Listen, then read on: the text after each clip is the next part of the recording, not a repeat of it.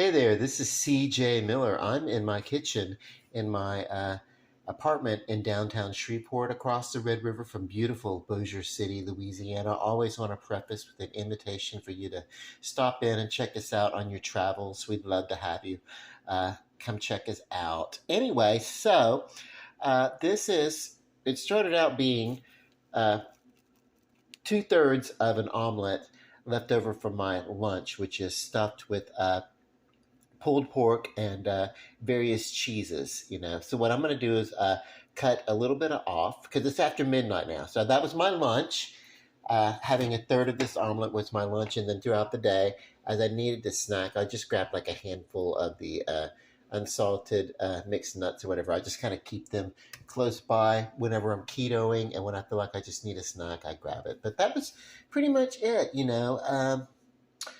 Okay, so, and the reason why I do that is because I'm reducing, and it's working.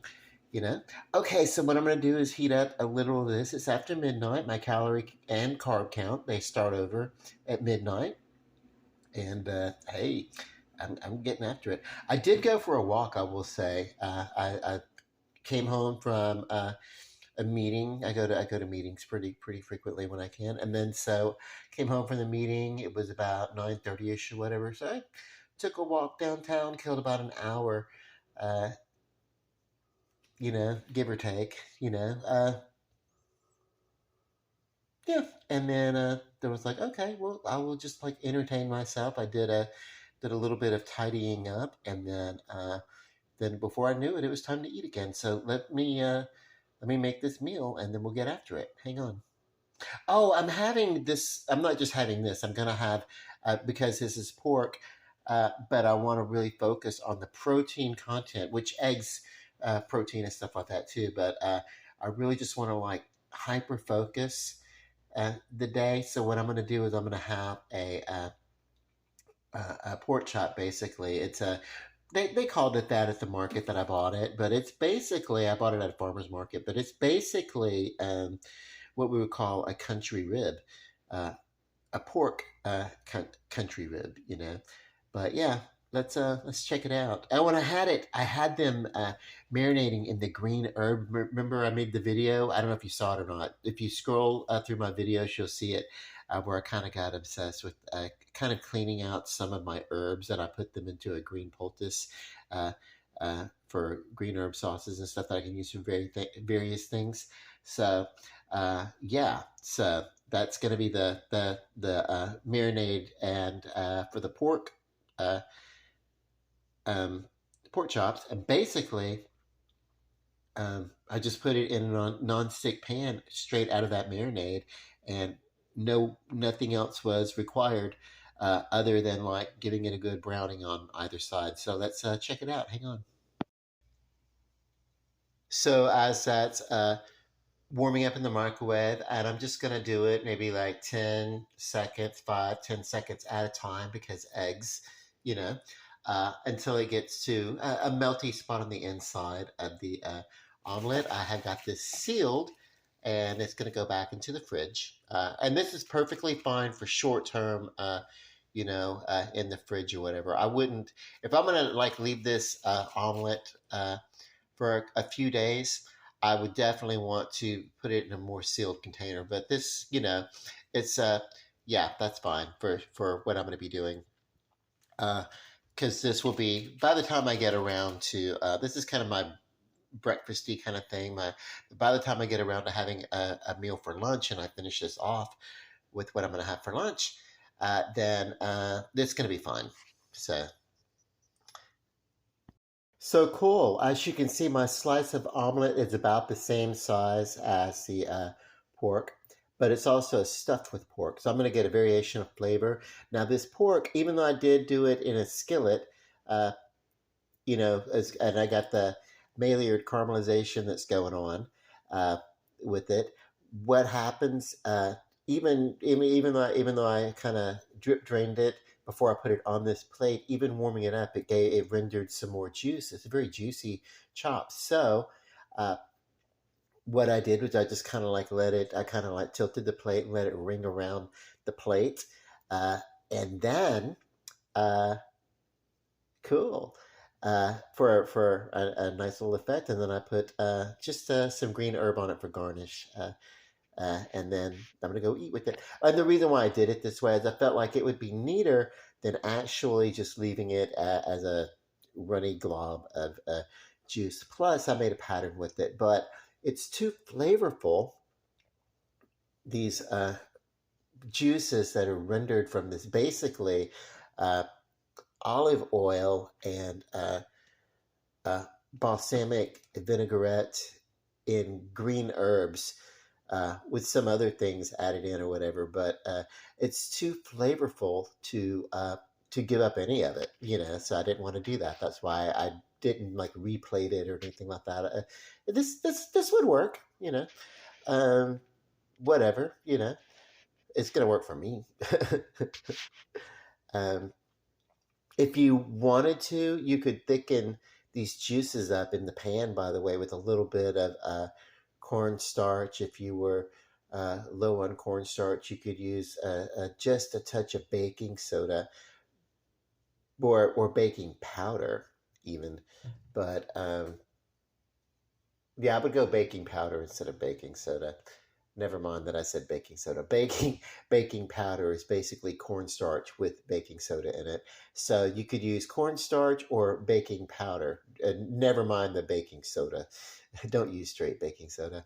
But anyway, yeah, either the baking powder or the cornstarch uh, would work as a thickening agent if you wanted like some au jus or something like that. But uh, I don't know. Let's go see. Let's go see. Oh, and you see the cheeses and everything coming out of this omelet. But that omelet is also stuffed with another pulled pork, another cut of the pork. So, uh, and from two different places, you know. So yeah, I made this one, and this one was from takeout. The pulled pork. I actually made the omelet myself. So, being as how this is a video about food, I've got to taste it. So let me slice into it. Hang on. Okay, so this is some of the pork, the pork chop, and I trimmed away the tip of fat that was on it because I want to, you know, even though I'm not necessarily doing a low fat with this, that's not required of me. But there's no need to just go ahead and just. There's no need to, you know, I don't know, be stupid. So anyway, yeah. Plus, just chewy fat I don't enjoy. Perhaps if it had been turned into like a cracklet or something like that. Uh, but yeah, this is cool. This is going to be a nice bit of meaty pork. Mm. Um, this is delicious. And so I'm also going to come over here, move the knife out of the way, and I want to cut into the omelet. And this is a different. This actually pork actually came from a Silver Star restaurant, which is a Silver Star is a smokehouse, barbecue smokehouse. So yeah, I'm like, yay! Oh my god! Like, I'm so like literally sitting here eating off of a TV tray. So not fancy, but anyway, yeah, cool. Mm.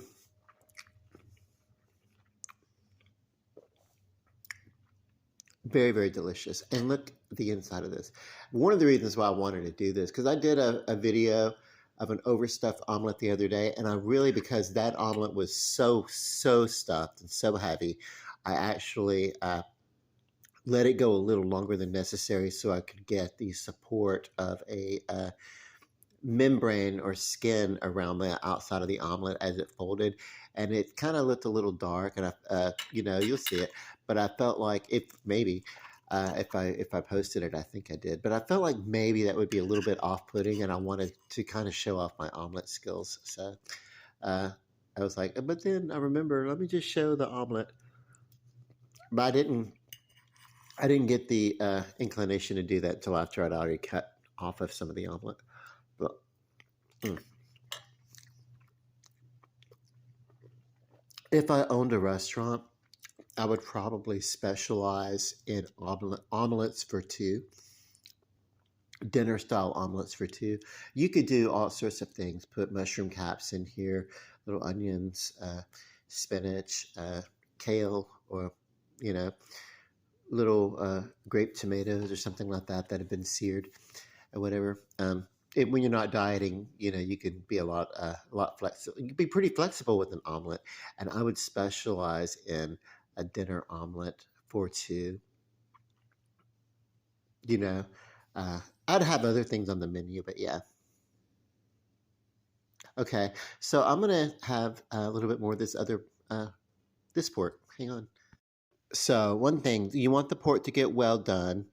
If for some reason you're doing like a pork loin or something and there's a slight pinkishness, it's okay as long as all the fluid is clear and the inside of the pork had gotten I I want to say at least 160 degrees, but really I'm not even keen on that. Like I really, really I cannot abide by a pork that's not done. If there's a slight pinkishness, that's okay, but yeah, you don't want to rush stuff. And you definitely yeah. So anyway,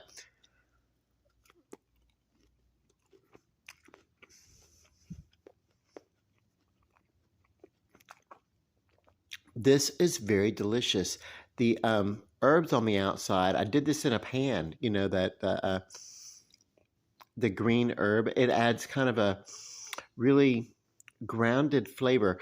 That's funny, no pun intended, because herbs come from the ground or whatever. But no, there's a little, you can taste them. There's I can taste the pepper, and I can take, because there's various peppers in here.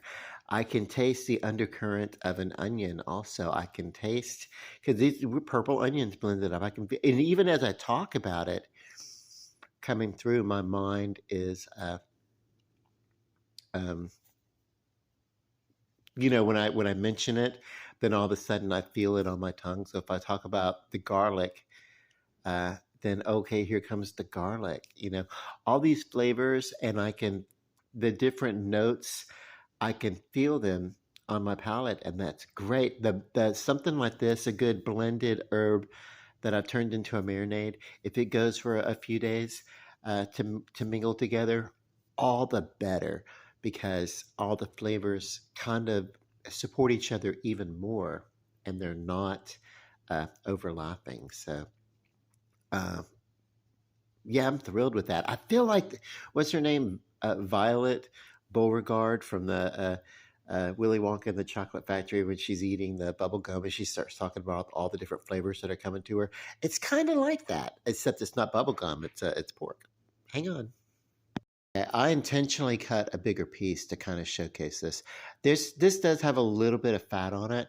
Uh, if I were overly concerned, I could trim that bit of fat off, but I think I'm just going to leave it for the flavor. Actually, I think I'm probably gonna, here. Hang on.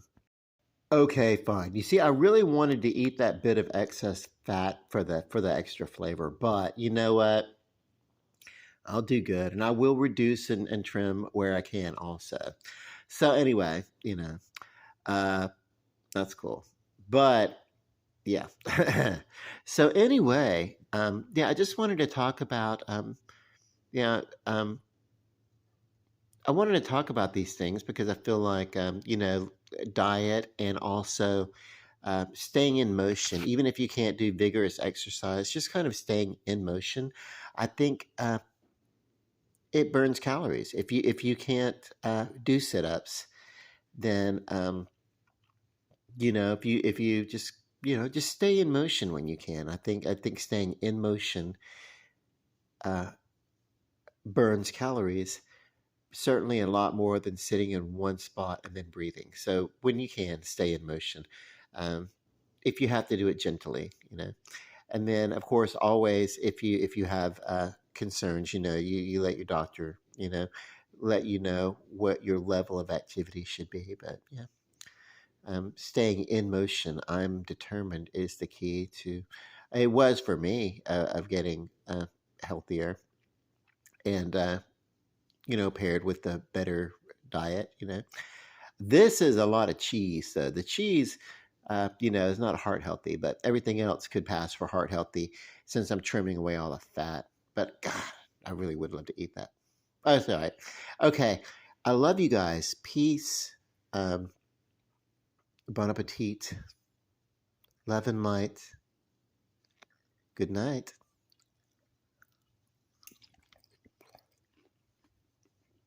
Mm-mm-mm.